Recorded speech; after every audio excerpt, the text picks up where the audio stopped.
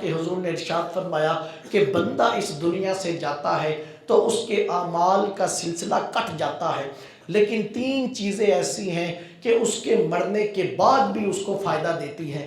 وہ تین چیزیں کون کون سی ہیں؟ حضور نے ارشاد فرمایا کہ نیک اولاد۔ نیک جب بندہ اپنے پیچھے نیک اولاد چھوڑ کے جاتا ہے تو وہ نیک اولاد کوئی بھی عمل کرتی ہے، فرمایا کہ اس کے والدین کے دنیا کے جانے کے بعد اولاد کے نیک اعمال کا اجر اللہ والدین کو ان کی قبروں میں عطا کرتا ہے۔ اب کوشش کی والدین نے دنیا کے اندر کہ اپنی اولاد کو نیک بنا کے جائے، کوشش دنیا میں کی ہے اور جزا اس کی وہ پا رہے ہیں، قبر کے اندر جا کر اللہ قبر میں بھی ان کو صلہ دے رہا ہے۔